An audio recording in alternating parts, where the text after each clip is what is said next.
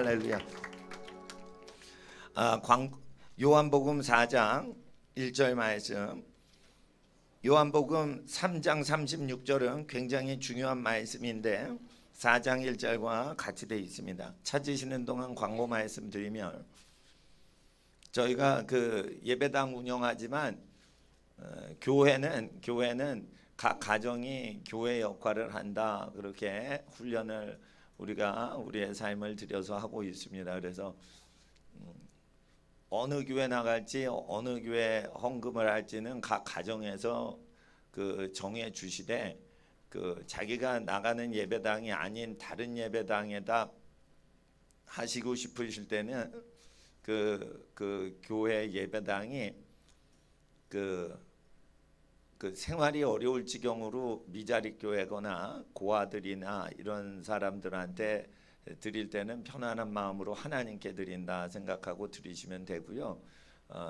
자신이 출석하는 교회보다 더 큰 교회에 하나님께서 드리기를 원하신다 이러면은 기도를 하시고 그렇게 마음에 작정이 되시면 또 그렇게 하실 수 있습니다. 단지 주일날은 그 개인적으로 예배당은 오셔도 되는데 다른 교회 성도님들이 단체로 우리 교회는 못 오게 하고 예배당을 지키도록, 그래서 다른 교회 다니시면 다른 교회를 나가셔서 주일날 열심히 그 예배당에서 하나님께 예배드리도록 그렇게 해주시고요. 그리고 주일날 그 부정선거 하울링이 좀 있는데 하울링을 확 줄여주시면 감사해요. 민경욱 의원이 부정선거 때문에 이제 그 투쟁을 하시고 부정선거가 다 증거가 드러났는데 그 간증하러 오시는데 선교사님이 이제 설교도 하실 거예요. 그래서 그 해외 선교랑 감사원금 드리는 시간이 있습니다. 그리고 좀 일찍 오셔서 자리를 다 채우셔서 외부 분들이 본당에 방송실에는 못 들어오고 본당에만 들어가실 수 있게, 방송실에는 여기 방송하는 데는 이제 일찍 오신 분들이 들어오시고, 모르는 분들이 혹시 민경욱 의원 아시는 분들이 오시거나 이러면 저쪽 본당으로 오실 수 있게 그렇게 해주시면 감사하겠습니다. 그래서 일찍 오시면은 이제 문을 딱 닫고 그렇게 하도록 하겠습니다. 그리고 그 저희 교회에서는 별다른 행사가 없습니다. 이게 정기 모임 외에는 별다른 행사가 없기 때문에 어떤 행사를 할 때 목사님한테 물어볼 필요가 없어요. 모든 행사는 제가 환영을 하고 축복을 합니다. 근데 모든 공식 행사는 다 없애버리려고 그래요. 예배 외에는, 말씀, 기도, 찬양 외에는 교회적으로 운영하는 행사나 어디 단체로 그 극장을 가거나 단체로 그 축구 시합을 하거나 단체로 등산을 하거나 이런 거는 거의 제가 열질 않습니다. 하나님이 계시를 주시지 않는 한. 그래서 그거를 목사님한테 허락을 받으실 필요는 없고요. 각 개인별로 그게 뭐 가능하다 그러면 축구하러 가시거나 등산하러 가시는데 목사님한테 허락받고 가는 일은 없는 겁니다. 그걸 오해를 하셔서 청소년들이 제주도 훈련 갈 때 그걸 목사님한테 허락을 받고 가는 걸 말해. 나는 그런 거 허락 안 합니다. 왜냐하면 마음껏 갈 수 있는 거예요. 갈 수 있는 거예요. 단 교회 차원으로는 절대 어디 가는 거를 안 하는 이유는 가족끼리 놀러 가시는 시간을 확보해 드리려고 행사를 다 없애버리는 거예요. 아시겠죠? 그래서 이제 저는 그 교인끼리 가는데 일주일에 할아버지 할머니 댁에 가서 손주들이 얼굴 뵙고 인사드릴 수 있는 게 확보된 이후에 누구랑 친구랑 놀러 가도 가라. 근데 할아버지 할머니하고 손자 손녀 세대가 연합을 안 하면 이 시대에 하나님께서 원하시는 걸 정확히 할 수가 없기 때문에 교회 생활은 오직 하나님만 향하고 좀 외롭게 지내는 훈련을 하셔야 돼요. 외롭게 지내셔야 돼요. 근데 외로워서 교인 사귀어야 됩니다. 교인하고 어디 친구들 많이 사귀었으면 좋겠습니다. 좋아요. 그런데 그게 이제 그 고난을 당하는 분들한테는 그렇게 안 맞을 수가 있어요. 그러니까 복을 받으신 분들한테는 그게 통하는데 고난의 시험을 당하시는 분들을 위해서는 교인들을 안 사귀시는 게 그 고난을 통과하는 데 더 좋습니다. 예, 그러니까 왜냐하면 모든 교인들이 교인끼리 연합하고 단합하는 걸 무지무지 중시 여겨요. 그러면은 약간 쉼표 역할을 하는 교회가 있어야 돼요. 그러니까 교인끼리는 그냥 인사만 하고 개인적으로 잘 대해드리고, 근데 단체를 규합해서 어디 가는 거는 무지무지 교회들이 많이 합니다. 예, 그런데 그런 거라면은 가족도 단체이기 때문에 단체 시간인 가족 시간이 줄어요. 교회의 활동을 많이 하시면. 예, 그렇게 해서 제가 하는 겁니다. 뭐 제가 등산이나 축구를 뭐 반대하는 게 아니고요. 예, 예, 그래서 단순하게 공식 예배 빼놓고는 목사님한테 허락을 받는 것 자체가 저를 안 도와주시는 거예요. 왜 그러냐? 뭐든지 저는 오케이 합니다. 저는 습관이. 그래요? 목사님 저 앨범 내는데 멋진데요. 목사님 저 축구해요. 멋져요. 난 이렇게 그 습관이 들어있기 때문에 그러면 난 축구하는데 목사님 멋지대요. 하나님께 뭐 응답 받았다는 식으로 하는데 그게 아니에요. 인간 아무개가 축구하시는 형제님 멋있어요. 이렇게 얘기한 거예요. 예. 예. 그러니까 하나님께 응답받는 식으로 저한테 물으시면 안 돼요. 저는 몽땅. 그리고 그 자매님 좋은 분이에요. 여러분 좋은 분이죠. 그 형제님 어떤 분이요? 괜찮죠. 최고입니다. 그렇게 말을 할 수밖에 없어요. 왜 그러냐? 나는 어느 집 자녀가 더 귀하고 이렇게 말을 할 수가 없어요. 그분 너무 좋죠. 귀하죠. 다 그렇게 얘기를 하게 돼 있어요. 목사는.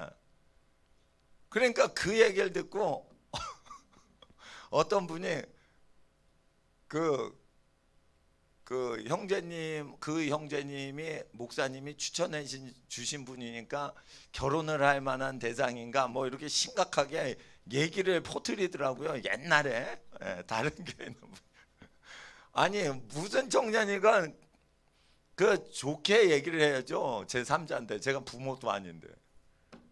그러니까 항상 그 격려하고 그렇게 개인적으로 합니다.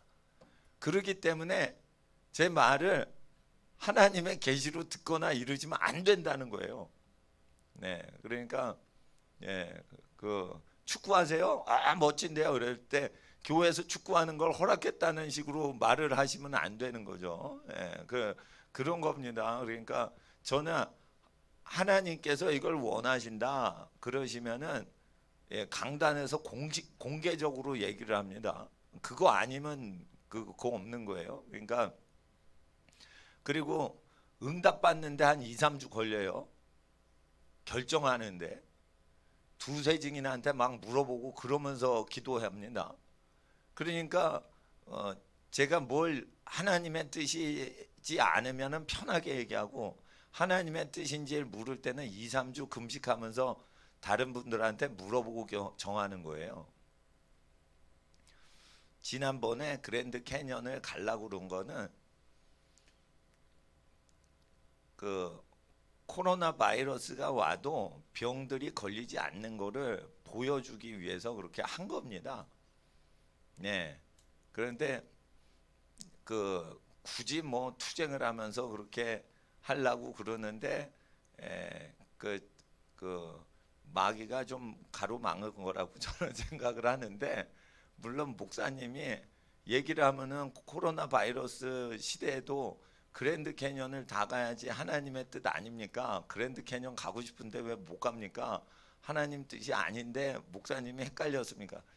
아니, 이걸 아셔야 돼요. 하나님 자유의지가 있으시죠? 우리도 믿음을 보여야 돼요. 그러니까 창조과학 그 수학여행을 코로나 바이러스 때 가서 한 명도 걸리지 않고 돌아올 자신이 있는 사람들은 가자 이거죠. 믿음으로. 예, 그런 거지. 하나님이 무조건 가라 이렇게 얘기하시는 게 아니죠. 그러니까 하나님 앞에서 박원순이가 저기 예배 드리지 마라 병들어 죽는다라고 할 때 우리는 적극적으로 하나님이 계신 걸 나타낼 수 있어야 악하고 음란한 정치인들에 대적할 수 있는 거죠. 그러니까 좀 더 모험적으로 그 신앙을 가져야 된다는 것입니다. 2주 연속 다른 교회가 뒷줄에 앉으셔가지고 단체로 막 예배 드리시니까, 예, 아니 주일날요. 그러니까 내가 우리 교인이 줄더라도 다른 교회가 잘 되시는 쪽으로 주일날은 다른 교회 오시면 안 되거든요. 단체적으로 다른 교회 방문하시면 안 되는 거거든요. 그러니까 다른 교회도 잘 되시게 저희가 기도를 하니까. 예, 그러니까 우리 교회 교인 수 자리 늘어나는데 그게 마음에 걸리는 거죠. 왜냐하면 다른 교회도 우리 교회인데 다른 교회도 다 동네 교회 잘 되셔야죠. 예, 그러니까 뭐 상황이 어떻게 되신지 모르는데 월세 내고 있는 교회당 그냥 이용 안 하시면 좀 우리 교회가 볼 때는 슬프니까 그렇게 도와주시면 됩니다. 그러니까 모든 교회가 우리 교회다 이렇게 생각해서 이렇게 하시면 되겠습니다. 오늘 하나님의 말씀은 요한복음 3장 36절 4장 1절 제가 읽겠습니다. 아들을 믿는 자는 영생이 있고 아들을 순종치 아니한 자는 영생을 보지 못하고 도리어 하나님의 진노가 그 위에 머물러 있느니라. 4장 1절에 영어에는 therefore가 있어요. 거기서 앞으로 더 나아가. 그러므로 이렇게 번역이 됩니다. 예수의 제자를 삼고 세례를 주는 것이 요한보다 많다 하는 말을 바리새인들이 들은 줄을 주께서 아신지라. 바리새인의 특징이 뭐죠? 교회 성장의 한계점에 대해서 오늘 말씀드립니다. 교회는 어느 정도 성장하다가 거기서 스톱해야 되는 때가 있다는 걸 예수님이 세상 끝날에 지켜 행하라고 돼 있어요. 교회는 어느 옵티멈이야. 맥시멈도 아니고 미니멈도 아니고 옵티멈, 최적으로 성장해야 되는 것이 있어요. 옆에 교인보다 저 교회가 더 세례를 많이 주고 교인을 모은다라고 비교질을 하는 게 바리새인의 나쁜 짓이에요. 옆에 교회 몇 명이야. 우리 교회도 저만큼 성장해야 돼. 이게 바리새인이에요. 숫자 세다가 다윗이 저주받았어요. 우리 교회 숫자가 다른 교회보다 많게끔 될 수도 있지만은 많다고 소문을 내는 것들이 등장하지 못하게 해야 되는 거예요. 주께서 하신지라 3절에 유다를 떠나서 다시 갈릴리로 가셨어요. 그러니까 어떻게 하냐면 세상 끝날까지 주님 분부하시고 행하시는 걸 지켜야 돼요. 옆에 교회보다 우리 교회가 똑같이 예수님 믿는데 복음을 증거하려고 그래요? 사람을 드려야 돼요? 그게 아니에요. 나가서 그냥 복음을 전파하시면 되는 거예요. 뭐 사람을 여기 드리려면 전도한 만큼 의자를 깔아야 되는데 그러면 전도를 많이 하면 재산 바쳐서 예배당 증축하는 거예요. 전도를 하셨기 때문에 예배당 증축하신 거 아세요? 한 명이 10명을 전도하죠. 그럼 100명이 천석 예배당 마련해야 돼요. 그 100명이. 예, 그렇게 돼 있습니다. 예, 그렇게 돼 있어요. 그러니까 하나님 앞에서 전도를 할 때는 가난한 자에게 복음이 증거되게 해서 그냥 막 전하시면 돼요. 예. 아까 2시부터 라틴어, 독일어, 영어 성경, 그리스어 성경 이렇게 비교 분석했죠. 다 서양 언어예요. 유럽 언어. 그 보니까 쉽게 그게 다 해석이 돼요. 영어만 할 수 있으면. 그러니까 순식간에 그리스어까지 다 공부를 할 수 있습니다. 라틴어나. 그 가리키는 거 다 무료란 말이에요. 교회는. 왜냐하면 가난한 자들이 그냥 와서 다 배우게. 그래서 하나님의 말씀은 뭐냐? 바리새인은 교인 숫자를 비교하는 증세가 있다고 진리의 말씀이 얘기하시고 예수께 순종을 하지 않으면 저주가 진노가 머무른다. 그러니까 옆에 교회하고 자기네 교회하고 비교를 하는 것 자체가 바리새인인 거예요. 그게 목사건 교인이건 간에. 그러니까 복음이 전파되는 데 있고 그 어려운 교회가 없을 정도만 하면 되는 거예요. 형제들이 10형제가 있는데 부자 아버지한테 어머니한테 다 재산을 골고루 받았는데 10손가락 깨물어서 안 아픈 손가락이 어디 있으며 한쪽이 아프면 다른 쪽도 아픈 거예요. 그러니까 어느 교회가 가난해지면은 저 가난한 교회 어느 교회는 부자네, 야 부자 교회가 이기고 있어, 뭐 이렇게 만약 비교질을 하면은 같은 형제 교회면은 가난한 교회가 멸시천대를 안 받도록 그렇게 부자 교회 큰형 교회가 도와줘야겠죠. 그게 아버지의 명을 받은 장자교회 마지교회예요. 그러니까 마지교회는 섬기는 교회가 돼야겠죠. 섬기는 교회는 어떻게 해요? 교회끼리 비교질을 당할 때 그 비교질을 하는 인간들은 이 시대에도 바리새인인 거예요. 그러니까 다른 교회 교인을 채워주고 우리 교회 올 필요 없이 예수님 말씀을 거저 알려주면 되는 거예요. 그렇게 해서 사람이 많아져서 일거리가 많아지지 않게 해야 돼요. 100명 자리밖에 없어요. 그러면은 1000명을 전도를 하면 안 되겠죠. 900명을 다른 교회에 잘 다니게 전도를 하시면 되는 거예요. 헌금이 100명 정도만 들어오고 900명의 헌금은 그쪽 교회들한테 갈 수 있도록 우리가 일을 하는 게 하나님의 일이지 우리 교회 일을 할 필요 없어요. 하나님의 일을 하면 돼요. 하나님의 일. 그래서 어머니 아버님 출석하시는 교회도 홍보해 드리고 나서 자기가 다니는 교회도 이렇게 알려주고 그러시란 말이에요. 네. 그래서 여러분 부모님 나가시는 교회 그게 강북에 있건 인천에 있건 남양주에 있건 강남에 있건 상관하지 마시고 좋은 교회들을 알려주시고 교회마다 장단점이 있어요. 그 건물이 좋은 교회도 그게 장점이 될 수 있는데 초신자들한테 특히 건물이 좋아야 되고 초신자한테는 특별히 화장실이 좋아야 돼요. 의자가 좋아야 돼. 의자가 조명이 멋있어야 돼. 막 샹들리에가 막 달려있고 막 의리번쩍 예술의 전당 비스무리해야 돼.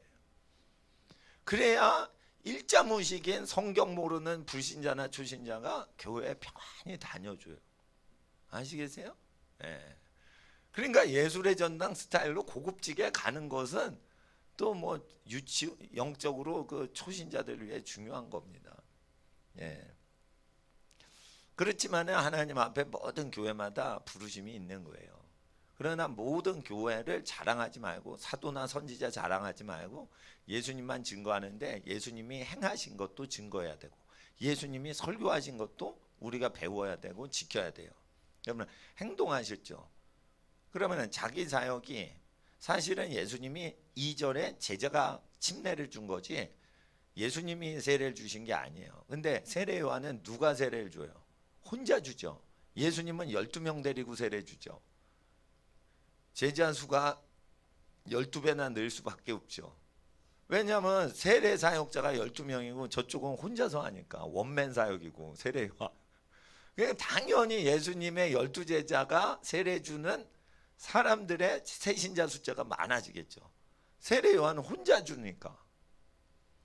그러니까 사람들이 야야야 저기 세례 요한 제자 수보다 세례 받는 사람보다 저 예수님이 세례 주는 사람이 더 많더라야 막 이러면서 세례 요한 말도 안 듣고 예수님의 말도 안 듣는 사람들이 영적으로 이간질하는 거예요.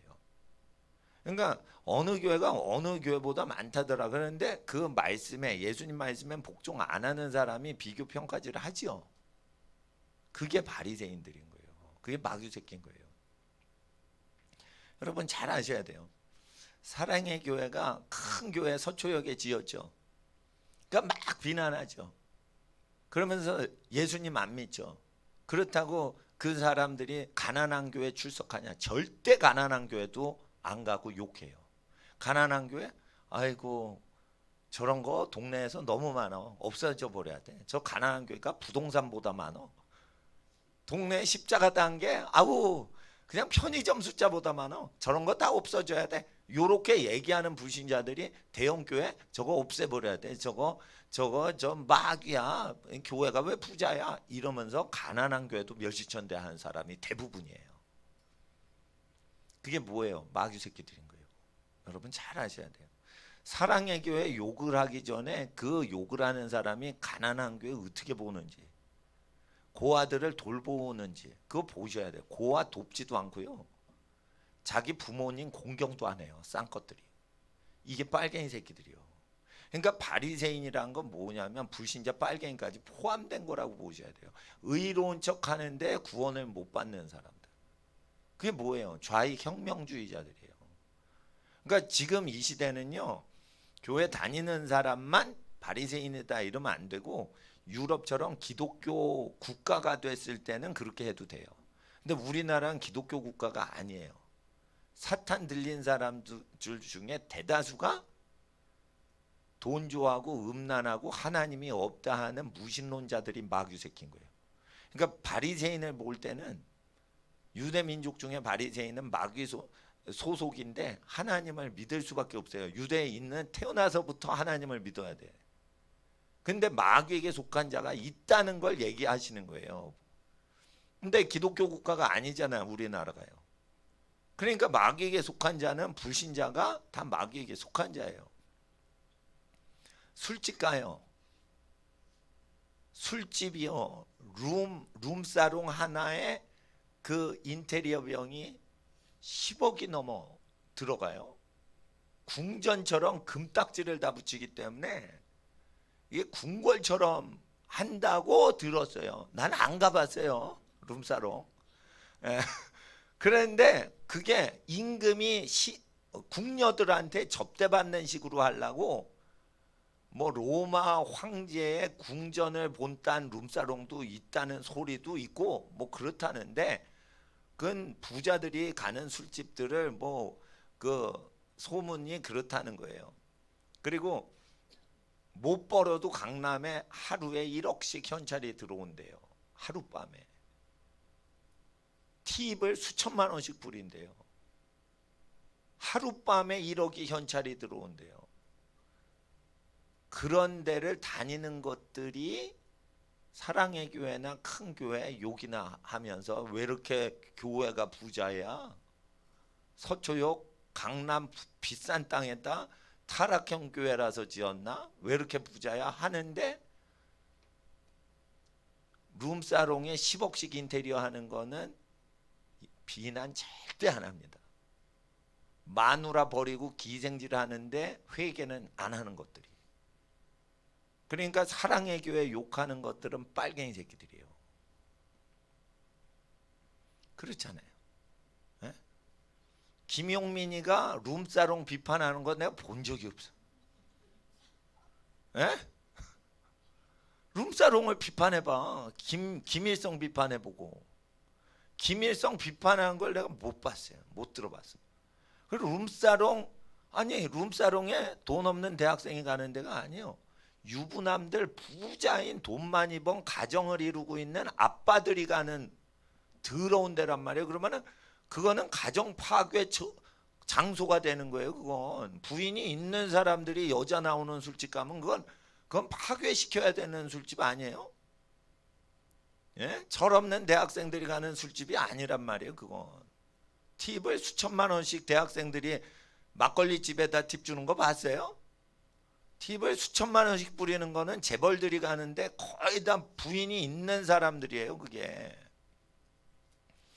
그러니까 그런 걸 욕을 해야지. 그런 걸 왜 착한 예배당을 욕을 해? 그럼 목사님은 큰 예배당 반대해놓고는 또 오늘은 왜 큰 예배당을 두드네요? 아니 마귀 새끼들이 큰 예배당을 욕하니까 그러죠. 룸사롱 욕이나 해보죠. 하나님 앞에서 그러니까 바리새인을 그 할 때 그게 기독교인이나 유대교인이냐 종교인으로만 보시면 안 된다니까요. 비판을 하는 거예요. 근데 지는 그렇게 안 살면서 가난한 사람을 도와야지 서초역에 뭐 큰 예배당 지으면 안 되지 뭐 이러면서 지는 어떻게 사냐 이거요. 그게 지옥 가는 것들이다. 그게 지옥 가는 것들이요. 예? 그 부모 공경 안 하면서 뭐 하는 거예요? 그거? 사회정의 외치고. 부모 공경 안 하면서 사회정의 외치는 것들은요, 다 교수형 시켜버려야 돼. 그냥 부모를 거역하는 자, 예? 부모를 거역하고 부모를 모독하고 이런 사람 죽이라고 돼 있어요. 예? 사회정의를 한다고요. 그러니까 모든 인간의 윤리의 밑바닥이요, 하나님은 거룩하셔서 잘 모르는 경우에도 부모님께 고마워할 줄 알고 욕심 없이 살고, 예? 그 가족을 소중히 여기고 사는가, 그게 이제 베이직이란 말이에요. 그게 그 바리새인을 구별하는 법에 대해서 오늘 좀 느끼면서, 교회 성장은 어디까지 해야 되나? 하나님을 알지 못하는 악한 사람이 옳은 말을 한답시고 비교질을 해서 교회끼리 이간질을 시킬 때, 작은 교회 목사님들이 그 이간질에 넘어갈 때 뭐라고 그러는 줄 알아요? 그래 우리 교회는 이렇게 어렵게 운영을 하고 착한 교회인데 저 교회는 부자 교회다, 나쁜 교회. 그렇지, 우리 교회가 가난하고 착한 교회지, 저 부자 교회는 강남에 있으면 다 나쁜 교회지. 그것도 바리새인일 가능성이 있어요. 부자 교회 가서 자기 교회 가난한데 발전시키려고 하는지 어떻게 알아? 그러니까 여러분, 교회는 논하지 않는 게 좋은 거예요. 교회가 가난한 교회가 좋은 거냐 부자 교회가 좋은 거냐 이러면서 싸움질을 붙이는 게 마귀 새끼요. 가난한 교회도 엉터리 교회가 있고 가난한 교회도 좋은 교회가 있어요. 부자 교회는요, 예? 좋은 교회도 있고 나쁜 교회도 있을 수가 있는 거예요. 부자 중에 아브라함 좋은 사람이에요. 부자 중에 나쁜 인간도 많아요. 그래서 부자 중에 하나님이 인정하신 좋은 사람, 욥 부자였죠. 아브라함 부자였죠. 다윗과 다니엘 부자였어요. 뭐 다니엘은 부자였는지 확인이 안 됩니다. 근데 총리를 했으니까 좀 어느 정도 격조 있게 살지 않았겠어요? 거지 넋만 뒤집어 쓰고 총리를 했을 리는 없을 것 같고, 기본적으로는 어느 정도 갖춰졌단 말이에요. 청빈한 공무원이라도. 왜냐하면 바벨론 왕 옆에서 뭘 해야 되는데 그러면은 거지같이 지내지는 않았을 거 아니에요.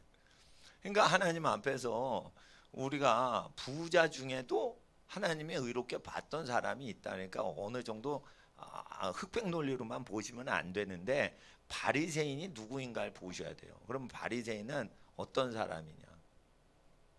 예수님을 알면은 그걸 분별을 할 수가 있어요.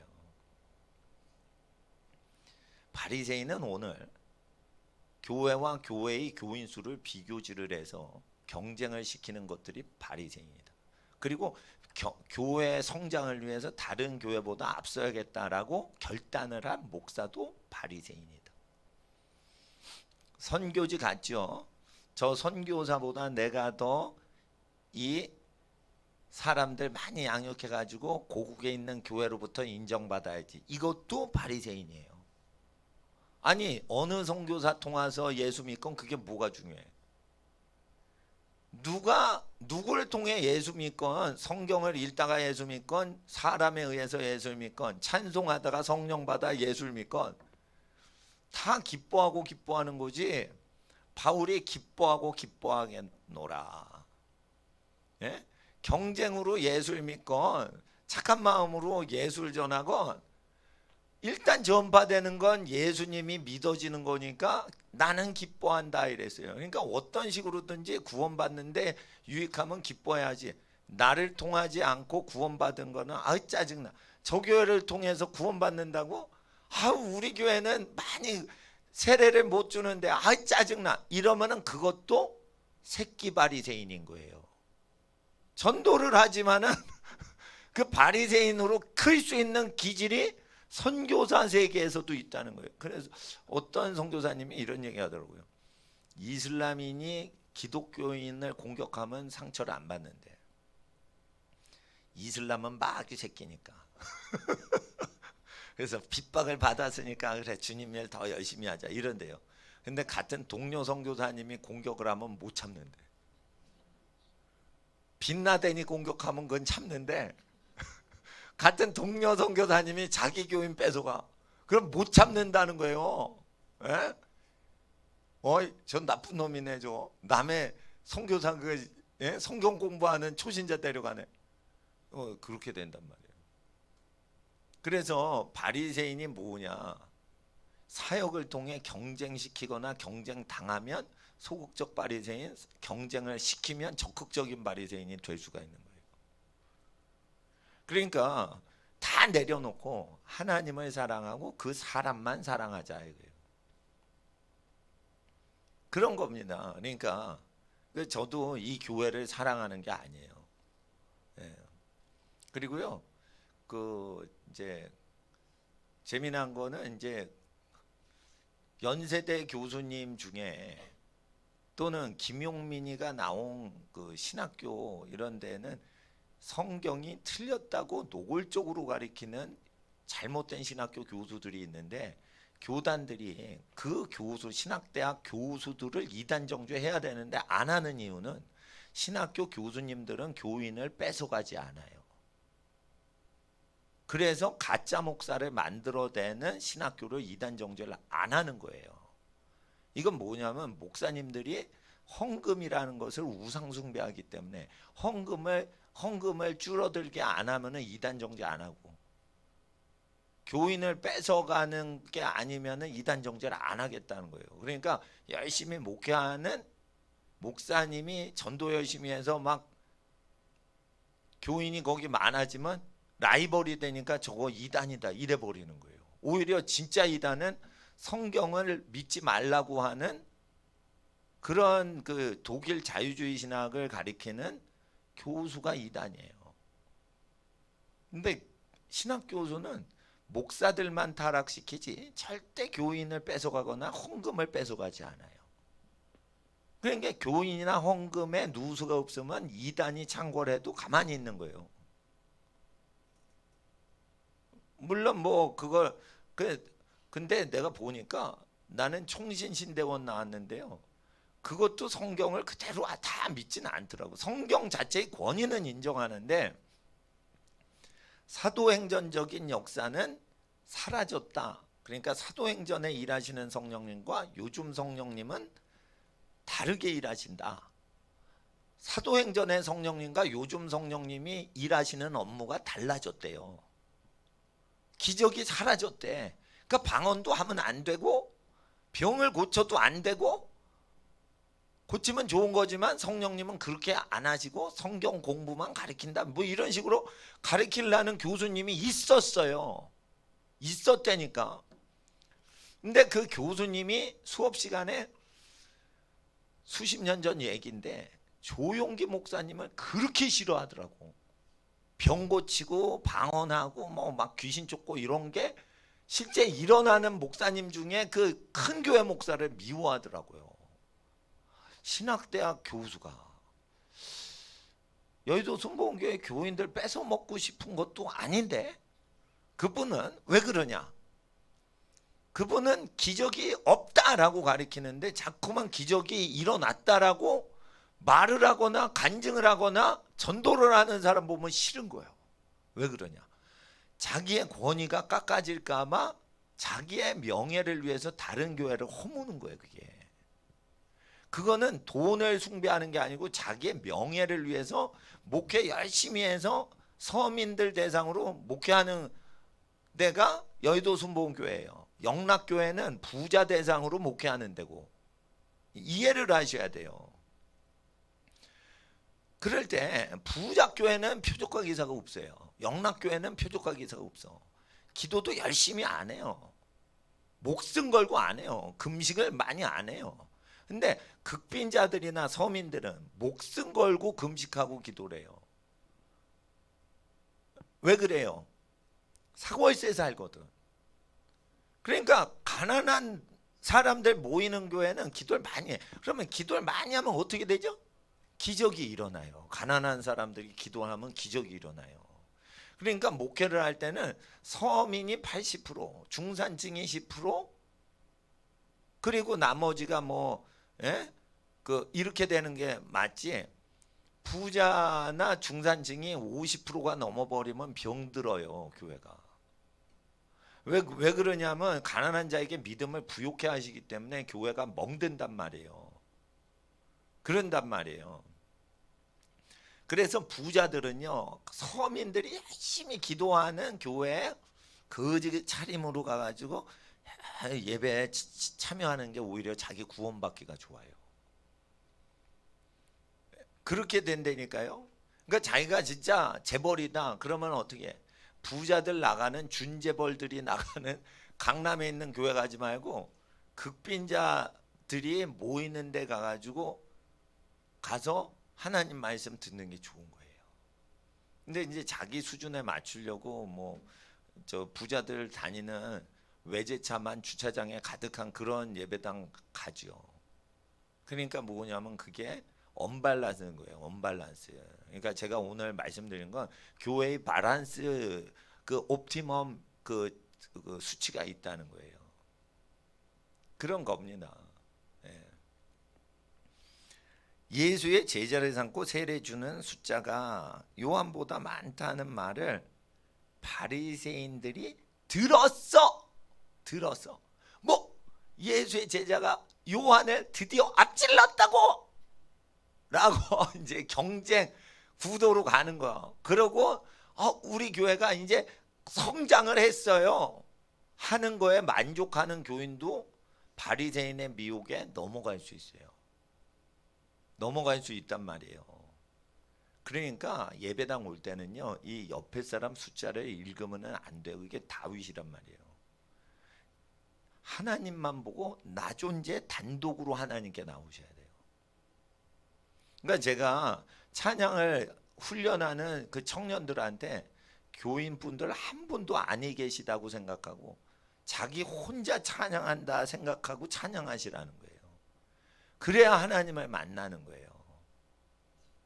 그러니까 어느 교회 가니까 2절 이러면서 해. 아니 찬양 소리에 2절 그게 어디 있어요? 숫자만 2자가 있는 거지. 2절 이러면서 3절 이러면서 인도합니까? 그러니까 따라하라는 거예요. 3절을 따라하시라. 오늘 4절 갑니다. 이러고 뭐 이렇게 하면은 자기가 찬양하는 거예요. 찬양을 인도하려고 그러는 거예요. 인도하려고 그러는 거예요. 그러면 자기가 직접 찬양 속에 못 들어가요. 그거 1절, 2절 이런 소리를 숫자를 말할 필요가 없단 말이에요. 예. 그러니까 그냥 찬양을 그냥 하면은 따라오시겠지. 근데 자기가 찬양을 안 한단 말이에요. 그러니까 하나님 앞에 단독자로만 가셔야 돼요. 예. 단독자로만 가셔야 돼요. 그러니까 사람 숫자를 생각하는 것 자체가 그게 교인도 이상한 거고요. 목사도 이상해지는 거예요, 그게. 예. 그 전도해서 남주자 이거예요. 전도해서 여러 교회 보내드리자 이거예요. 그러려면은 여러분이 어느 교단 출신인지 그렇게 말하지 마세요. 혹시 가톨릭 교인을 만나더라도 예수님을 잘못 믿는 사람이 있으면은 잘 예수님을 증거하기 위해서 하려면은 교단 그 교파색을 그렇게 나타낼 필요가 없고 교단 교파가 차이가 나지 않게 하려면 기도해 줄 때 주기도문으로 하시면 좋아요. 이 집안의 모든 범사를 통해 하나님 이름이 거룩힘을 나타내옵시고 이 집의 모든 자녀들의 일이 하늘의 뜻이 땅에 이루어진 것 같이 하나님의 복된 뜻이 자녀에게 이루어지게 하시고 이 집안에 모든 서운하고 억울하고 다투는 것이 있으면 모든 것을 용서해 준 만큼 용서받게 하여 주시옵시고 이렇게 주기도문대로 해주시면은요 그 사람이 그리스 정교회를 나가건 러시아 정교회를 나가건 그 기도를 다 아멘으로 받아요. 그러니까 러시아 정교회, 카톨릭 교회, 개신교회 이건 인간들이 만든 거고요. 구원은 예수를 믿는 사람한테만 오는 거예요. 그러니까 굳이 개신교단의 칼날을 유지하는 것도 좋을 수 있으나 어떤 사람을 만날지 모르니까 그때는 교단 색깔을 빼는 게 좋은 거예요. 그게 지혜로운 전도자인 거예요. 그러니까 2000년 전에 Do you know Luther? 이러면 I don't know Luther? 루터 몰라. Do you know 칼빈? I don't know 칼빈? 나 칼빈 몰라. 이런단 말이에요. 그러니까 예수님만 믿으면 되지 왜 루터나 칼빈을 이용해 가지고 꼭 예수를 믿게 하려고 애를 쓰냐 이거예요. 좀 이상한 거예요.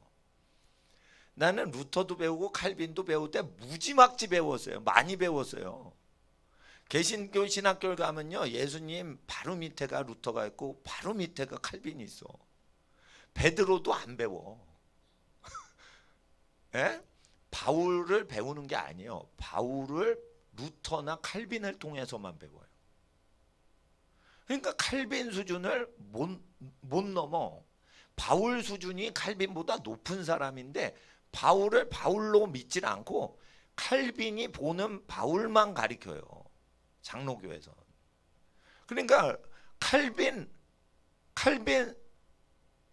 소총 이름인가?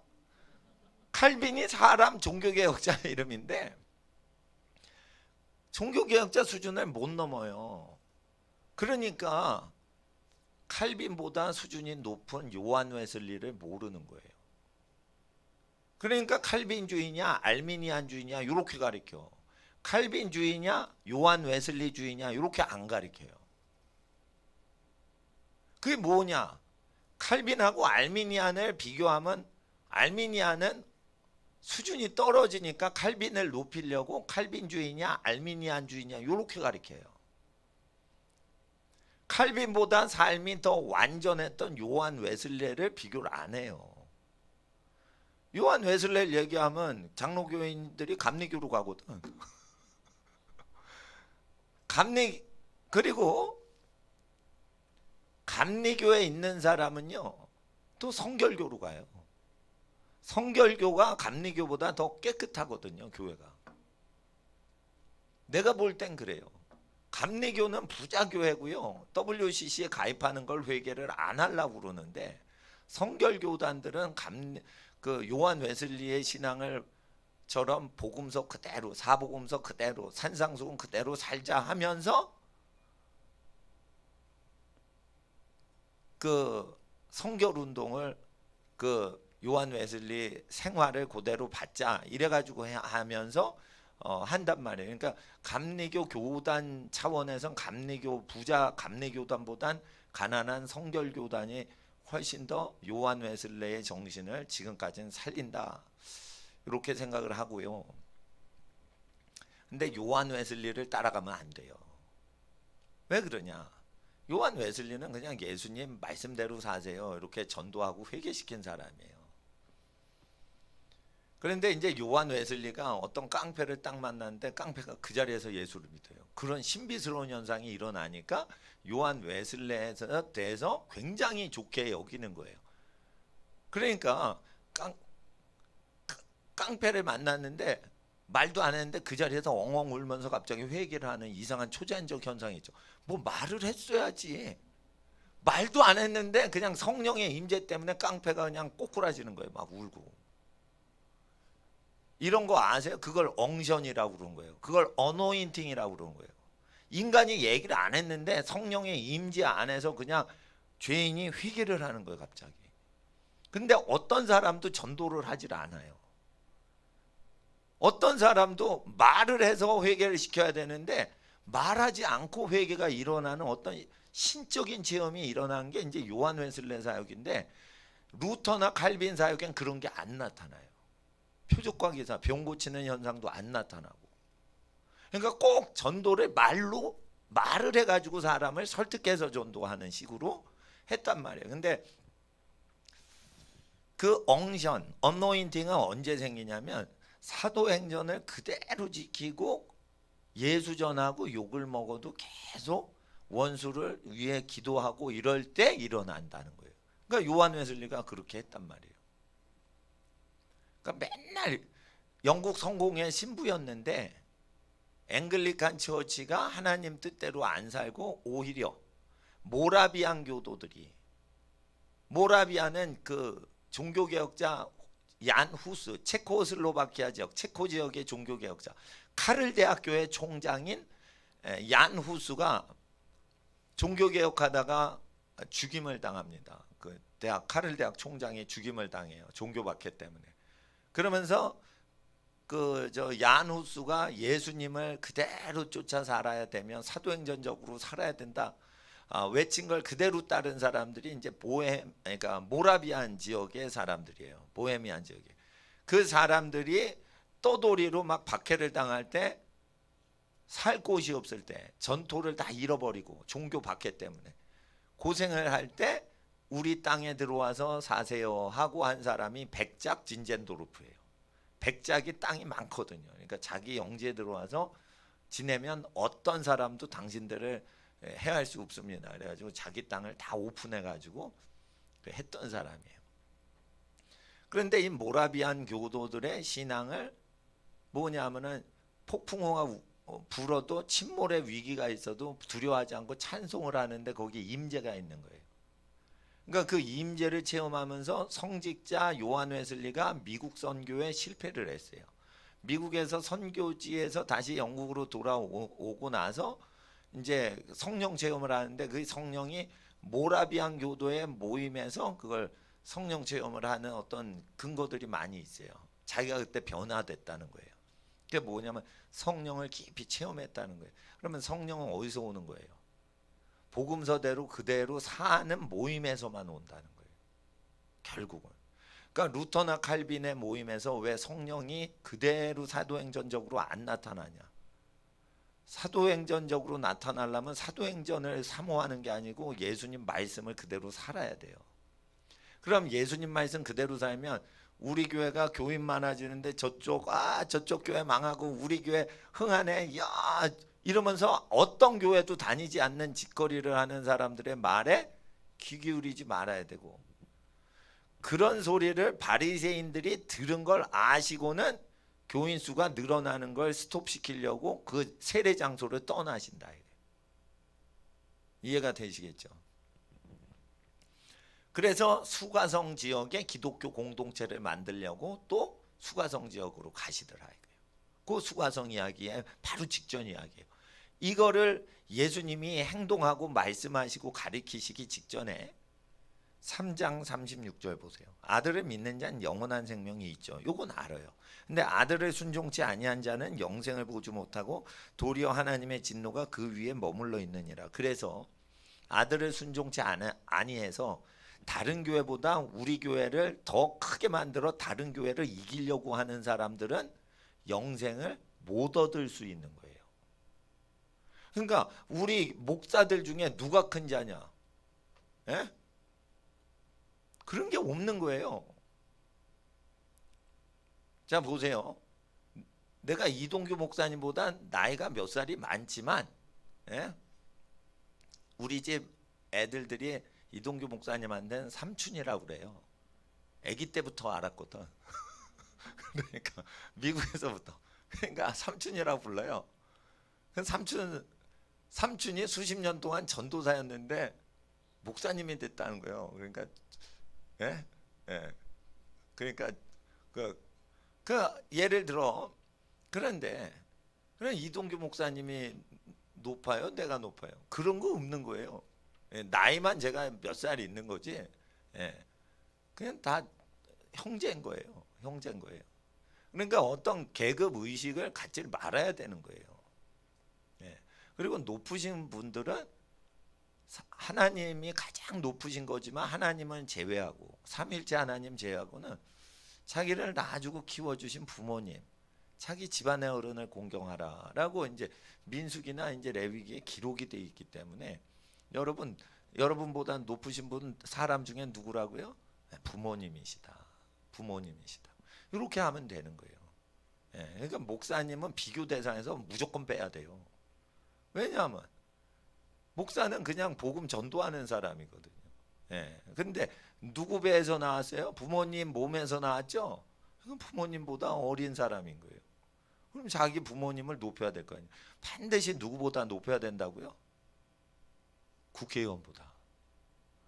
반드시 대통령보다 자기 부모님을 높이셔야 돼요. 국가 원수를 높이래서요? 부모님 공경하래서요? 부모님 공경하래죠.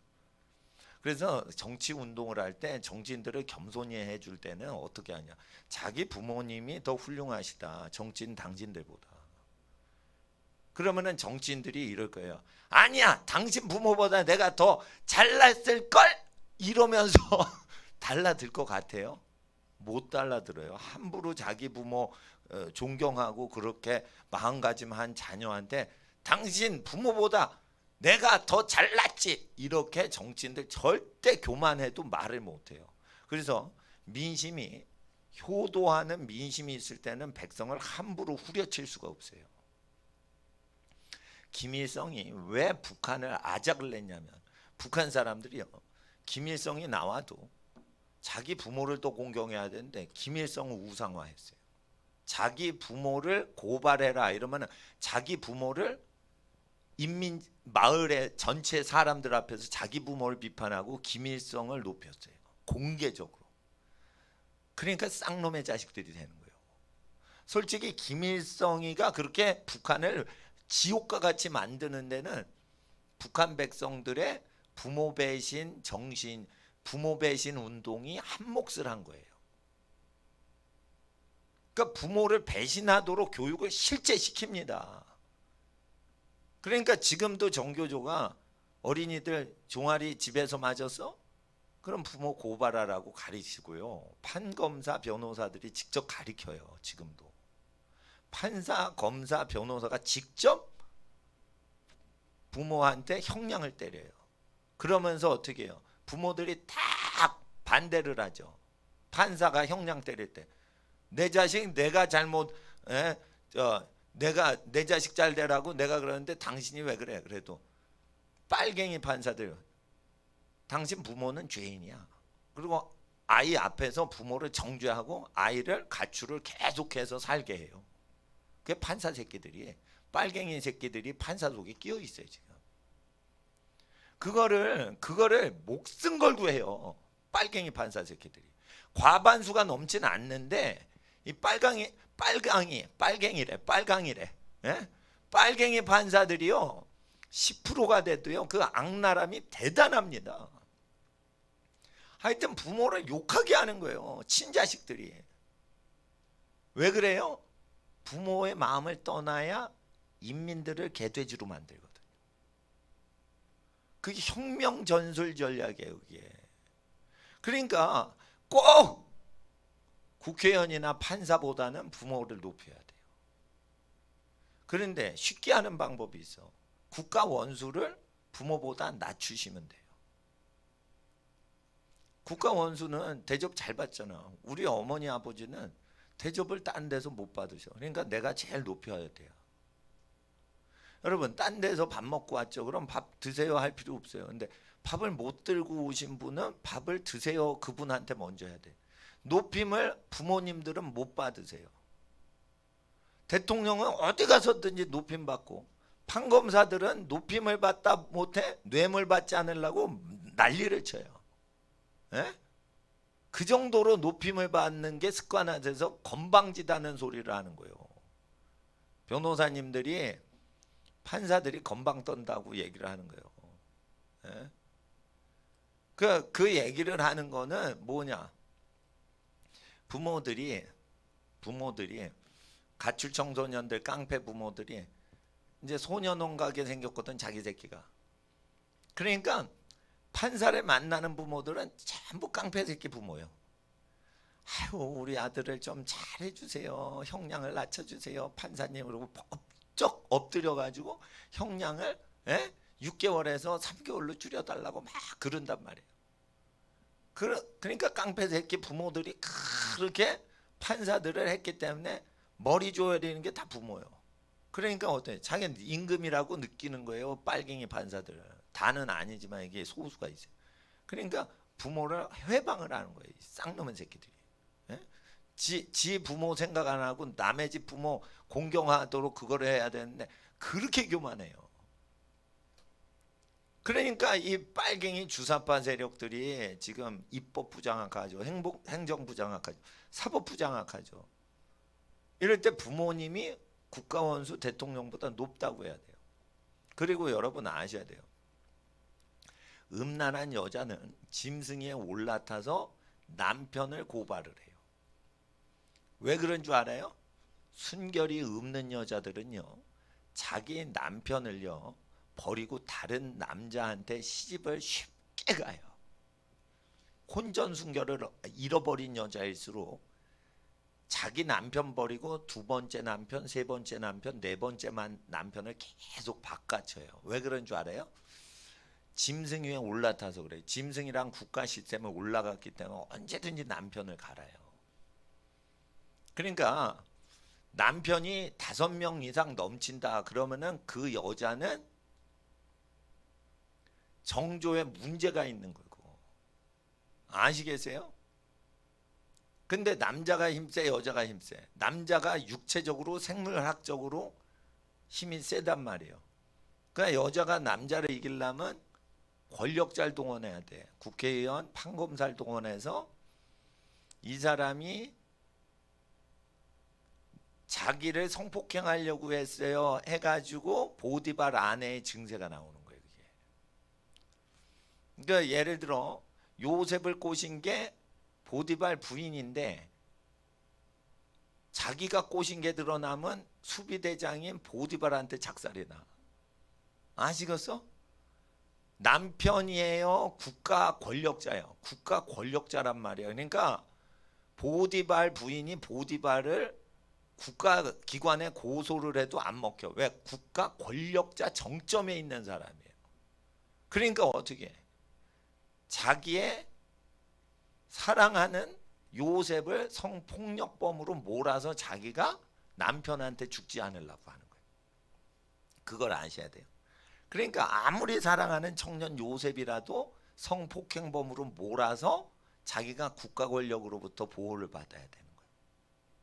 그러니까 보디발은 국가 권력이지 남편이 아닌 거예요. 사실은 보디발 부인한테.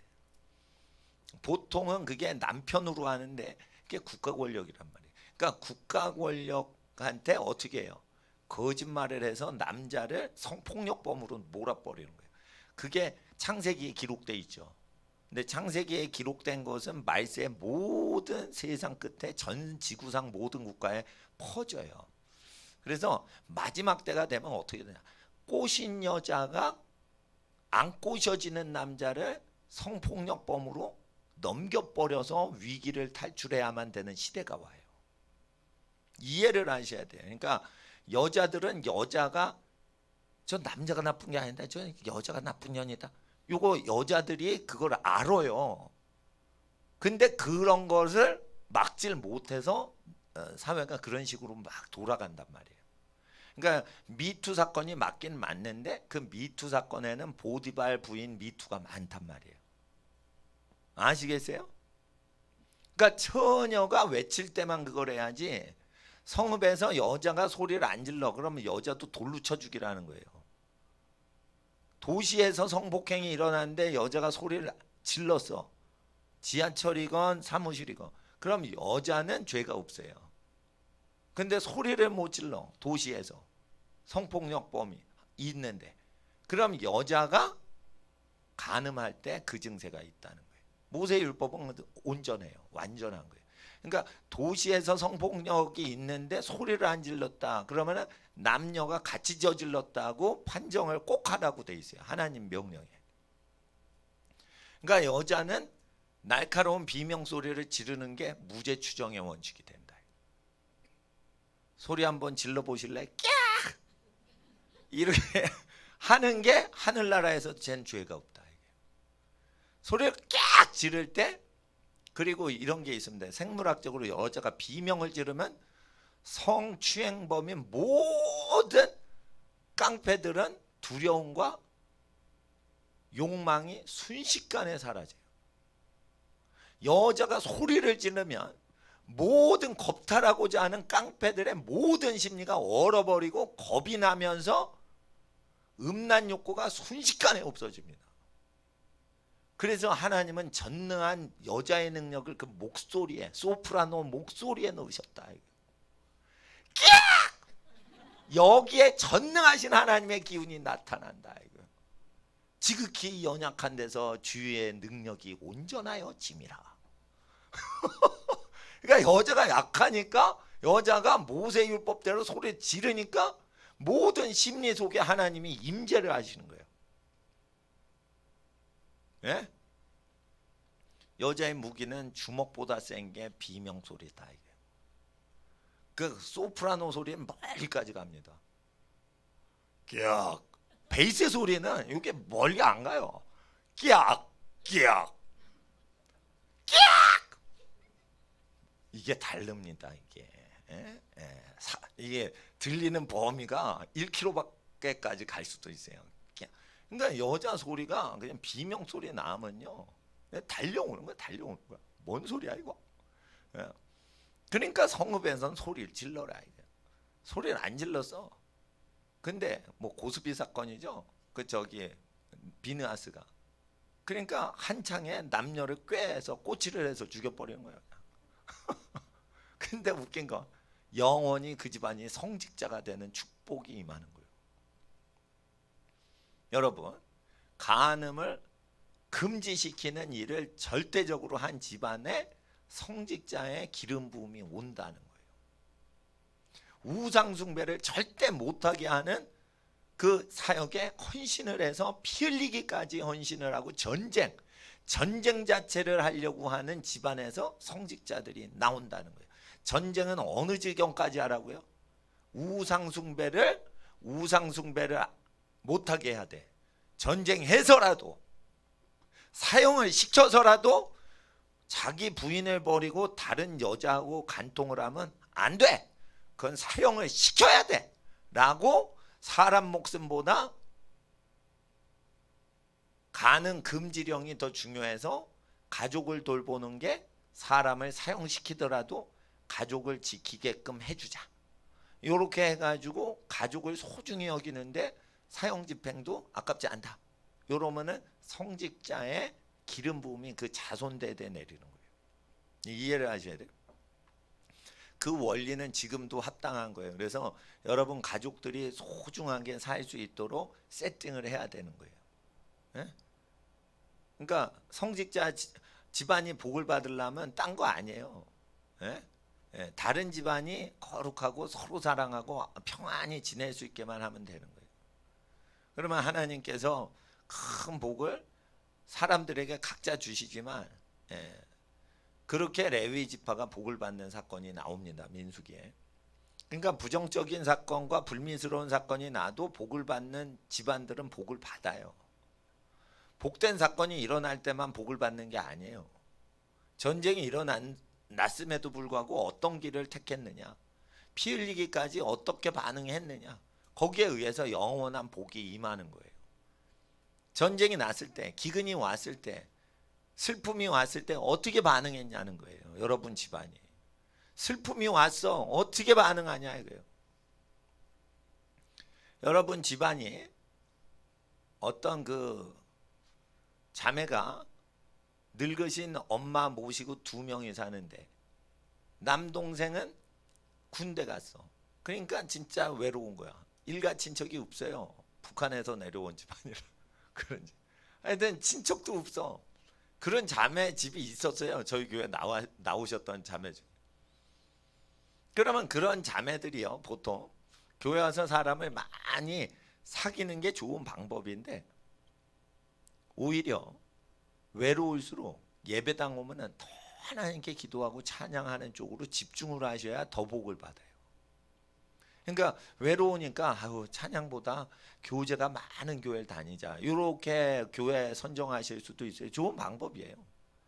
그러면은 그런 교회는 뭐를 해야죠?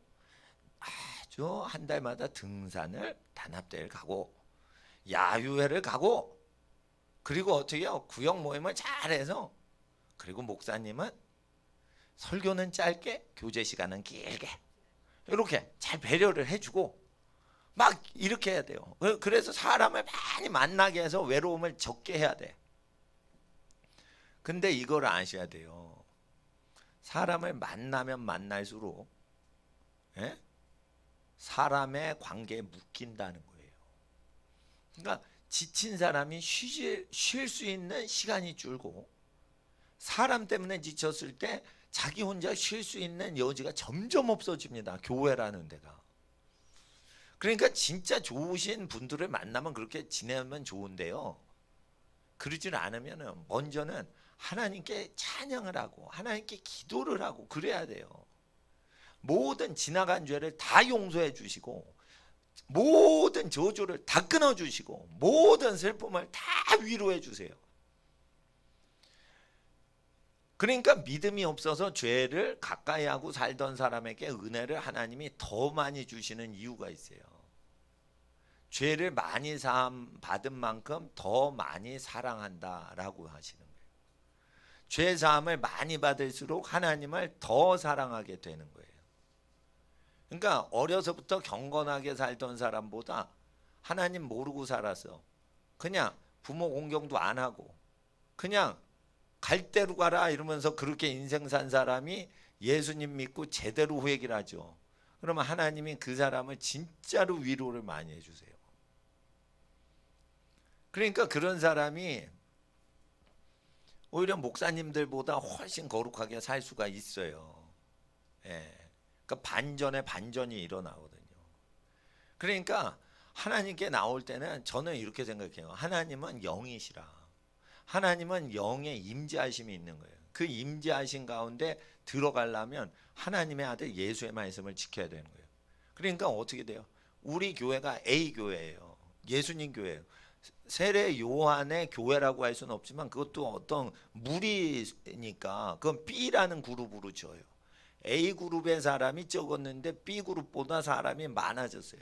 그러니까 A 그룹도 안 가고 B 그룹도 안 가고 하나님께 예배도 안 하고 나쁘게 살고 교만한 사람들이 A가 B를 이긴다 이러고 스포츠 경쟁 관중처럼 응원을 한다 이거예요.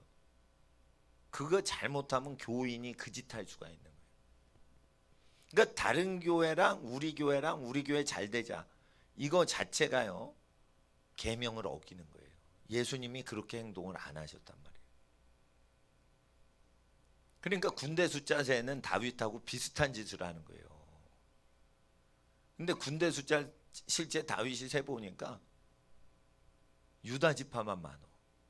다른 지파는 목숨 걸고 전쟁하는 사람이 없어. 그러니까 다윗이 전쟁을 하는 게 뭐 어떻게 되는지 예측을 했는지 자세히 기록이 없지만 내가 여호와께 죄를 지었도다 바로 그렇게 나와요. 유다 같은 집안 출신만 군인이 많은 거예요. 그래서 전쟁에 이겼었던 거예요.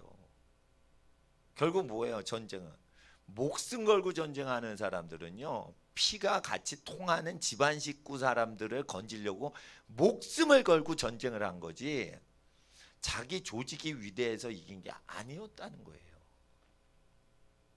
결국은 내 처자식과 내 부모를 보호하기 위해서 전쟁을 하는 구조를 만들어야만 강한 군대가 된다는 거예요. 그러니까 대가족을 이루고 자녀가 많이 있고 토지가 자기 토지가 있을 때만 목숨 걸고 싸우는 거예요, 여러분. 여러분, 겁쟁이 군대가 어딘 줄 알아요? 북한 군대예요. 자기 본토 친척 아비도 없어. 군대 10년 동안 친척이 없는 땅만 지켜요. 자기 토지 한 평도 없어요. 나라 지켜요? 안 지켜요? 안 지켜요. 근데 왜 군대 다니는 거예요? 먹고 살려고 군대 출근하는 거예요. 북한은요. 먹고 살라고 군대 군인하고요. 집에 있으면 굶을까 봐 군대 가서 군대밥 먹고 살자 이래가지고 군대 가는 거예요. 그리고 거기서 살려면은 명령을 지키면 살려주니까 먹여주고 입혀주고 재워주니까 그러니까 자기 생존 수단으로 군대를 가는 거예요. 그러니까 군대가 100만 명이 넘는 거예요. 전부 다 오합지졸이에요. 미군 5만 명을 북한 군대 100만 명이 못 이겨요. 못 이긴다니까. 예? 못 이겨. 그리고 우리나라 군인도 못 이길 걸 아마. 자기 생명이 있고 자기 가족이 있단 말이에요. 그러니까 가족을 지키려고 해야 돼요. 자기 땅이 있어야 돼. 자기 땅이요. 강원도야. 그럼 그 사람을 어디에 배치하라고요? 강원도에 배치해야 되는 거예요. 자기 땅은 강원도에 있고 자기 가족이 전부 강원도 횡성에 사는데 그 지방 군인을 전부 강화도에 배치를 하는 거예요. 강원도가 아니라 인천 지역에. 그럼 목숨 걸고 전쟁해요. 엄마가 강원도 사시는데 아유 야, 타령해서 강원도로 엄마한테 가자 이러고 타령할 거 아니야. 군대 가서 제일 생각나는 게 뭐예요? 엄마 생각난다 이거야. 솔직히 군인 아저씨라고 나는 어릴 때 그랬는데 그거 아니더라고. 군대 가서 엄마 생각하는 거야. 그리고 엄마 생각하면 울어요. 또 군인 애들이. 그러니까 내가 나중에 알고 보니까 군인 학생들인 거야. 보니까 나는 초등학교 때 군인 아저씨 이랬는데 아저씨가 아닌 거예요. 장가도 안 간 것들이. 그러니까 군대에서 엄마 생각난다는 거예요. 그리고 운다는 거예요. 예? 억울한 일 당하면 운다는 거예요. 엄마 생각나서. 그럼 어디 가고 싶어? 고향에 가고 싶은 거예요. 고향 가가지고 엄마가 지어준 밥 먹고 싶은 거야. 아, 군대밥 먹기 싫어. 아주 단순합니다. 그러면은 목숨 걸고 어디는 지켜서? 아버지 집이나 고향은 지키겠지. 자기 눈물 흘려 보고 싶은 가족들이 있는 데를 지키겠죠. 남자들은 그런 거예요. 자기가 사랑하는 사람을 위해서 목숨 바칠 수 있다. 근데 사랑하지 않는데 목숨 바칠 수 있냐? 살기 위해서 그거 하는 거지 목숨은 안 바친다는 거예요. 그러니까 민수기에 전쟁을 위해서 남자들마다 무장시키라고 돼 있어요. 가족별로. 근데 가족별로 무장을 시키면은 군대가 가족끼리 응집을 하잖아.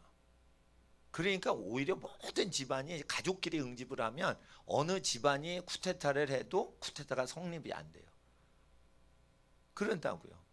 쿠데타가 성립이 되려면 그 가족이 아기를 많이 낳아서 국민의 과반수를 넘는 가족이 있으면은 그건 쿠데타가 성공해도 합법적이야. 왜?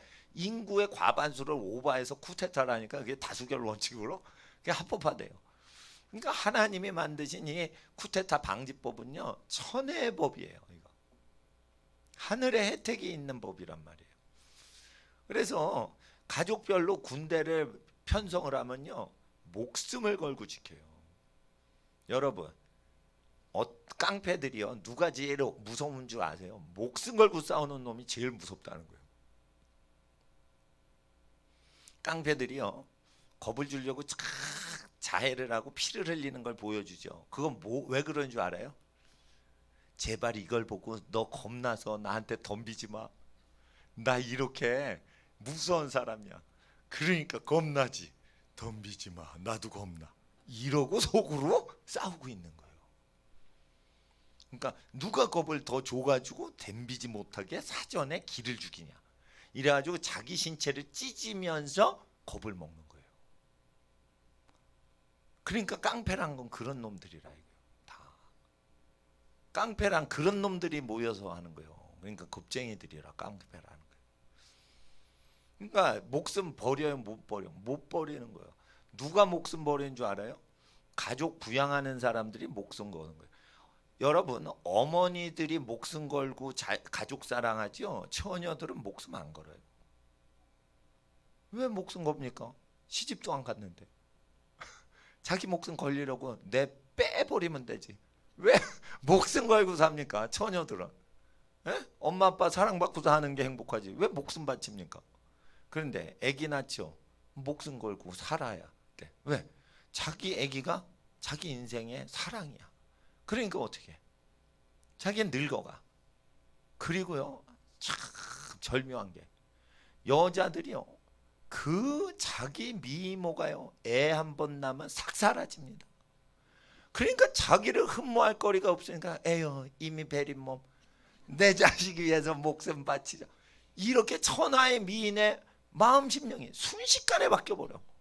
그러니까 순교자가 돼버리는 거예요. 애 낳고 폭삭내고 버리면 그 천하의 미모가 싸그리 찌그러지니까 아유 자기를 위해서 살고 싶은 가치보다는 아이고 그래서 새 생명 꿈나무를 위해서 자기 인생을 바치자.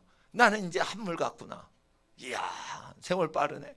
이러면서 자기에 대한 연민이 줄고요. 이게 쫙 찌그러지면서 미모가. 그러면서 갑자기 순교자의 정신이 나온다 이게요. 엄마들한테. 왜 그러냐? 남편도 자기를 안 예뻐해. 늙으니까. 젊었을 때 자기야 몸매가 좋고 자기는 뭐 아름다우며 뭐 어쩌고저쩌고 막 이러는데 아기가 낳고 막 늙어가니까 어떻게 50이 넘어가고 이거 끝난 거야. 남편 살아. 남편이 막 막 환장해서 미칠 정도로 여자를 좋아하고 이런 게 없는 거예요. 예? 예. 그 남편도 늙어가고. 그러니까 이제 지극히 작은 사람을 위해서 희생을 하는 근성들이 부모들한테 나타납니다. 이러면서 늙어가면서 하나님 기질이 나오는 거예요. 그러니까 부모가 되면서 늙어가면서 하나님 기질이 나오는 거예요. 아, 이제 죽어가는구나. 늙어가는구나. 50이 넘어간다. 아, 늙는 게 확실히 몸으로 느껴지는 거예요. 네? 그러면서 어떻게 갱년기가 오죠. 아, 그러면 기능이 저하되는구나. 아, 이게 점점 죽어가는 거구나. 그러면서 어떻게 해요? 내 인생을 어떻게 마무리할 것인가? 마무리 계획에 들어간다 이거요. 아, 그러면 50대인데 90대까지 아주 믿음도 좋아서 90이 넘어서까지 활동할 걸 착 하고 어떻게 하고 그러면서 0세부터 40대까지의 자손들을 위해서 어떻게 내가 50대부터 90대까지를 살 것인가 계획을 착 하면서 어떻게 해요? 인생 마무리할 계획을 멀리 잡는다 이거예요. 하나님 기질이 나오기 시작하는 거예요. 예수님이 목숨 바쳐 인류를 위해 사하셨을 때 그 젊으신 예수님의 몸이지만 태초부터 계신 그분의 마음을 받기 시작하는 게 인생 반환점을 돌았을 때 100세를 사신다 그러면 50주를 터닝 포인트를 돌았을 때 그때 어떻게 해요? 예, 고향으로 되돌아가는 거예요. 그러니까 마라톤 41.190 절반 하면은 반대로 돌죠. 그러니까 자기가 이제 남은 인생이 지금까지 살아온 것보다 많이 살지 않는다. 그때부터 아버지 하나님 나라로 귀환하는 쪽으로 살기 때문에 죽는 걸 생각하고 계속 살기 때문에 모든 계획에 욕심이 다 빠지기 시작합니다. 그러니까 사람은요 육적으로 늙어서 반환점을 돌았을 때 그때부터 하나님 기질이 나와요. 그렇게 되는 겁니다. 그래서 인생의 반을 도른 사람이 아니고는 하나님의 마음과 정신을 계승하기가 어렵고 힘써 하나님을 닮는 거예요. 근데 이게 내리막길이기 때문에 그렇게 사는 게 50이 넘은 뒤부터는 쉬워요. 늙어가기 때문에. 근데 점점 성장하고 있는 애가 18살인데 너 하나님을 닮아 목숨을 바쳐 그런데 아니 내가 왜 목숨을 바쳐 열심히 살아야지 이게 안 돼. 그래서 착해도 노력해서 착하는 거지 그게 오르막길이기 때문에 그게 중력의 법칙을 거스르면서 올라가요. 그러니까 힘들어 그렇게 희생적으로 사는 게. 근데 인생 반을 딱 돌면은 이게 내리막길로 가기 때문에 중력이 도와줘요 그걸 자연법이 그런 현상이 있습니다. 그러니까 자기가 욕심이 없다 그러면은 결혼을 해서 애를 낳고 키워보다가 나이가 늙으면 그때부터 어떻게 해요? 하나님 나라만 바라보는 게 아니고 하나님 기질이 본능적으로 나와요. 물론 하나님하고는 다르죠. 우리는 죄인이니까. 그렇지만 옛날에 젊을 때의 기질이 없어진단 말이에요. 그러니까 그런 어른이 그렇게 살아가는 걸 보이고 살아야죠. 그러니까 집에 거룩하게 늙어가는 노인들하고 어린이들이 같이 살아야 복이 임한다는 거예요. 그렇지 않더라도 가까이 지내야 되는 거예요. 그러니까 가족끼리 좀 이렇게 그리고 자본주의에서는 딴 거 없어요. 돈이 생기죠. 그러면은 어떻게 해요? 가족들이 쓸 돈을 챙겨주는 게 그게 가족 사랑인 거예요. 공산주의가 아니고 자본주의니까. 예. 그렇게 하는 겁니다. 그리고 공산주의 사회주의 형태로 가면 갈수록 자기의 권리를 옆에 사람이 권리 보호를 해주는 거예요. 공산주의는 권리를 가져가거든요. 자유를 가져가거든. 그러니까 옆에 사람을 위해 줄 때 뭐예요? 자유를 옹호해 주는 걸 하면 돈 벌어 주는 것만큼 이상의 혜택을 주는 거예요. 그러니까 제가 부모님 명예를 자꾸만 실추시키는 식으로 교육부가 얘기를 하거든요. 이게 정교조가 들어가더니 그러면 자꾸만 어떻게 해요? 부모님을 높이되 반드시 비교를 해야 돼. 그냥 높이면 별것도 아닌 부모를 높이는구나. 착한 것들, 불쌍한 것들 이렇게 봐요. 그러니까 교육부 장관보다 우리 부모님의 교육 철학이 더 탁월하십니다.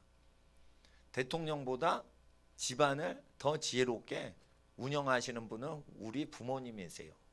대통령은 어리석습니다. 대통령은 5년 후에 어디 가요? 국립호텔 깜빵 갑니다. 거의 그렇습니다. 우리나라 다 그래요. 보복 끝이 있어. 우리나라는 이게 끝 뭐예요? 끝이 안 좋아. 아니, 뭐예요?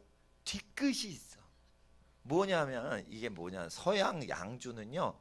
에? 난 안 먹어봤는데 뒤끝이 없대. 아침에 일어날 때 위스키, 예? 스코틀랜드 위스키 이런 건 뒤끝이 없다는 거예요. 난 안 먹어봤어.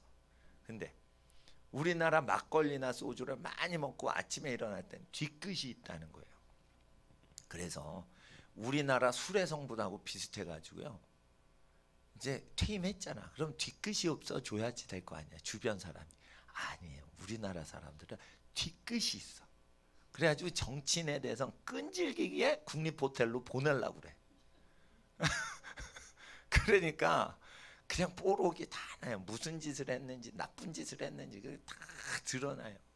그러면은 비교 평가를 해보세요. 여러분 부모님들은요 그런 일 하나도 안 합니다. 평생에 한 건도 안 합니다. 그런데 어떻게 이렇게 그냥 다 헤쳐먹는 거를 그냥 무리 집단적으로 해먹습니까? 에? 여러분 국가 기밀을 USB로 그렇게 적성국에 넘겨 죽었어요. 여러분 부모님이. 에? 간첩질을 하는 부모님 있어요 없어요? 손 들어봐요. 없잖아요. 간첩질을 하는 부모님 없잖아요. 그러니까 반드시 그러셔야 되고, 그리고 끝판으로 갈수록요 자기 남편을 까는 분위기를 만들어서 남편이 가족과 부인을 책임지지 못하게 해서 국가가 남편 역할 해줄게 하고 달라들어요. 그래서 여자들이 국가라는 짐승 위에 올라타는데, 그런 여자들은 국가 권력을 남편의 권한을 대체해버려요. 이런 거 아세요? 연금이요 남편보다 든든해요. 이런 광고 보셨어? 어? 보험이요 남편보다 든든해요. 이런 거 보셨어?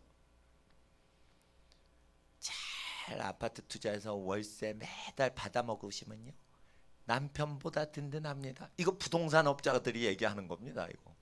예? 잘 잡은 아파트 하나 효자 못지 않습니다. 요런 얘기 들어보셨어? 그래서 아줌마들 재테크에서 아들 필요 없고 남편 필요 없습니다. 강남 아파트 한 채 월세 잘 굴리면 그게 효도합니다. 요래 가지고요 뭔가 우상이 있으면 그거를 남편 대체하고 아들 딸 대체용으로 홍보를 해요. 이게 일반 사회가 돼요. 그러면 그때 하나님의 심판이 국가에 도시에 내리는 데예요. 그러니까 지금 정신 차리셔야 돼요. 정신 차리셔야 돼요. 네. 그러니까 하나님 앞에서 그 정신 그렇게 차리셔야 되고요. 오늘은 진짜 빨리 끝내야 돼요. 지금 진짜. 그래서 진짜 빨리 끝낼 거예요. 그래서 이제 진짜로 끝냅니다. 예수의 제자를 삼고 세례 주는 것이 요한보다 교인수 많다는 말을 바리새인들이 비교하는 사람들이 들은 줄 주께서 아신지라. 예수께서 친히 세례 주신 것이 아니요 제자들이 준 것이기 때문인데 이들이 잘못 깨닫고 얘기하더라. 그러니까 팀 사역을 하면요 여러분 아세요? 예수님 팀 사역 하셨죠. 세례. 그런데 혼자 사역하는 것보다 교인이 많을 수 있죠. 당연한 거예요. 그리고 여러분 아셔요? 팀 사역을 해서 부목사님들만 하는 교회가 아니고 어느 교회는요 집사님들이 목사님 하는 걸 다 대신해요. 그러면은 그 집사님들이 사역하는 숫자가 2,000명이야. 근데 시골 전도사님은 혼자 시골 농촌교회 혼자 하시죠. 그러면 하늘나라에서 뭐 얘기하시는 거예요?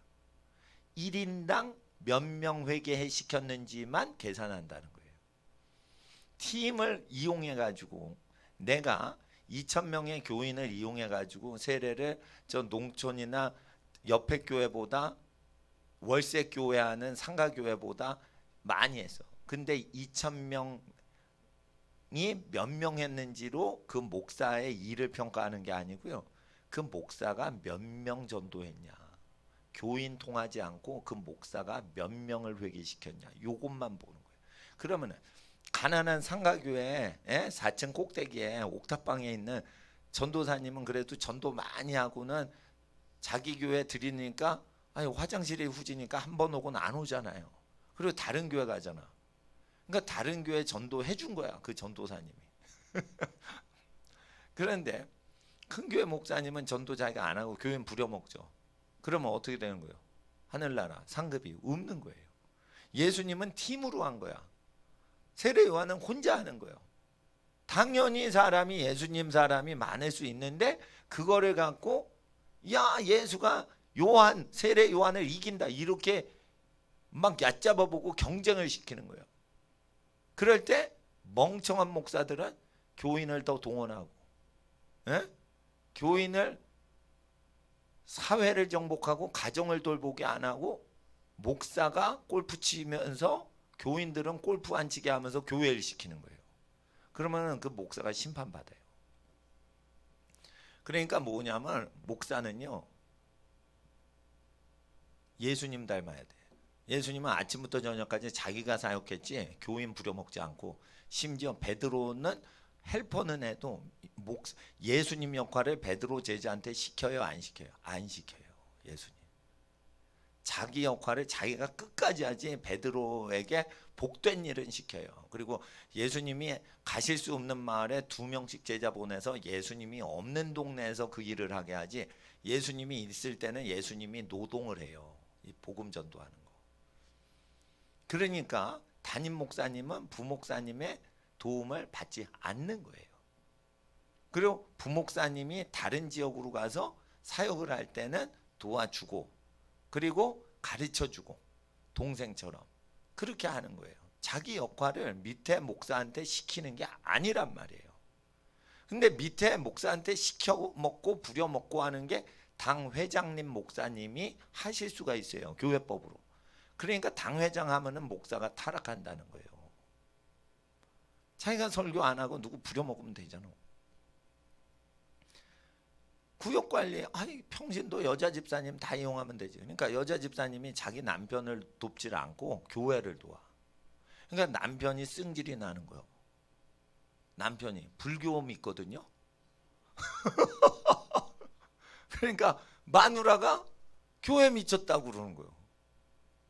이렇게 이 악순환이 돌아가는 거예요. 그러니까 예수의 제자는 이게 3장 36절과 4장 1, 2, 3절 이거 지켜야지 예수의 제자인데 이거 아는 사람 별로 없습니다. 나는 이걸 내가 인생에서 처음 깨달아서 처음 가르쳤지, 이거 가르치는 설교는 나 이외에는 못 들어봤어요. 그러니까 어떻게 하냐, 저쪽이 100명인데 우리가 120명을 돌파했어. 이야 우리 교회가 120명 돌파했다 이러고 막 비교질을 해요. 그러면 어떻게 해요? 120명 정도로 그냥 스톱하고 어떻게 해요? 의자 숫자 늘리지 말고 다른데 수가성이라는 다른데 수원이나 뭐 인천 가가지고 전도하고 거기 교회 홍보하고 그냥 예수님을 전하는 거예요. 그리고 회개는 계속 시키되 120명에서 더 넘치지 않아도 예배당 운영되잖아요. 그러니까 10분의 1 정도만 전도한 사람 중에 10분의 1 정도만 같이 교회 생활하고 10분의 9, 90%는 자기하고 다른 교회에서 신앙생활하도록 우리의 삶이 10의 9가 세상 우리랑 같이 주일 다니지 않는 세상 사람들한테 이제 헌신이 돼야 그게 건강한 거예요. 그러니까 우리가 전도한 사람 100%가 다 교회 같이 다녀. 그건 망가진 교회예요. 우리 전도한 사람 중에 10% 정도만 같이 교회 다니면 되고 90%는 다른 교회 다니셔도 돼요. That's okay. 어딜 가든지 예수님 잘 믿으세요. 이렇게 살아가는 거예요. 우리의 삶이. 그래야 우리의 삶이 복된 거예요. 여러분 번 돈의 10분의 10을 다 바치면 이상한 거예요. 11조만 바치는 거예요. 10의 9는 세상 활동하는데 아름답게 쓰시면 되는 거예요. 같이 그거를 못해도. 그래서 전도도 마찬가지예요. 자기가 전도한 사람 중에 10% 정도만 같이 교회 생활은 할 수 있지만 교회 생활을 못하고 오늘 죽더라도 천국 가게 한다 생각하고 전도하셔야 돼. 그러니까 교회 가겠어요? 가지 못하고 죽을 수 있다라고 그 사람의 인생을 생각해서 전도하셔야 돼요. 교회까지 다니게끔 할 정도로 여력이 없게 급하게 전도를 하셔야 돼요. 그러니까 회개시킬 때는 후회할 것이 없게끔 후회하는 인생 살지 못하도록 미리 인생의 끝판에 미리 마음으로 가서 당신은 이렇게 하면 나중에 후회하시니까 지금 이렇게 고치시면 숨지기 전에 후회가 없습니다. 이렇게 하는 거예요. 그럼 불신자가 어떻게 해요? 불신자가 뭘 회개할까? 죽을 때 되면요, 부모님 돌아가실 때 후회하니까 하나님 말씀 듣고 부모님한테 잘하세요. 부모님 위해서 하지 말고 하나님을 위해서 그렇게 하시면 예수님 믿는 사람 되지만, 부모 자체를 사랑해서 부모 공경하면 하나님을 믿는 게 아닙니다. 부모가 실컷 좋건 무조건 하나님 바라보고 부모한테 감사를 표해야 그게 기독교인 될 수 있습니다. 부모하고 짝꿍이 잘 맞아가지고 잘하는 거는 그건 인간적으로 하는 겁니다. 그러니까 아버지가 술 먹고 깽판 부려. 그래서 아버지가 싫어. 그래도 예수 믿으면 아버지를 높이는 거예요. 자기 아버지의 허물과 약점을 다 감추는 거예요. 그게 신앙이에요. 허물이 없는 사람 어디 있어요? 하나님이 우리의 허물을 덮어주시는데. 그러니까 모든 사람의 허물을 가리워주면 그게 사랑하는 거예요. 허물을 드러내면 이간질하는 거예요. 그렇게 됩니다. 모든 집안이 슬픔이 있습니다. 그 슬픔을 다 가려주면 하나님이 여러분 집안에 한없는 복으로 함께 하실 겁니다. 기도하겠습니다. 아버지 하나님, 오늘 예수님 제자는 어떻게 사는지 말세를 대비해서 공부했습니다. 아버지 하나님, 귀가하는 모든 가정에 모든 일이 합력하여 복된 선을 일으키는 하나님의 성도의 집안 되게 하여 주시옵시고, 아버지 하나님, 귀가하는 집안들의 모든 소망과 간구와 기도 제목 가운데 응답하시고, 이 나라의 민족의 교회가 깨어서 요한복음 4장의 예수님의 도를 그대로 실천하는 교회들 되게 하사, 이웃교회가 작건 크건 우리가 하나님만 바라보고 교회 오게 하여 주시옵시고, 교회를 교회와 비교하는 죄악 멀리하게 하여 주시옵시고, 다윗이 인구 숫자 셀 때 저주를 당했던 그 죄악 교회에서 다 없어지게 하여 주셔서, 우리가 전도를 할 때 오늘 저녁 그 영혼이 죽임을 당해도 구원받을 수 있도록 간절한 급한 마음으로, 사랑하는 마음으로 예수님만 증거하는 순수 복음 전도자 되도록 귀가하는 모든 가정에 복을 내려 주시옵소서. 거룩하신 우리 주 예수님의 이름으로 기도드리옵나이다. 아멘. 주여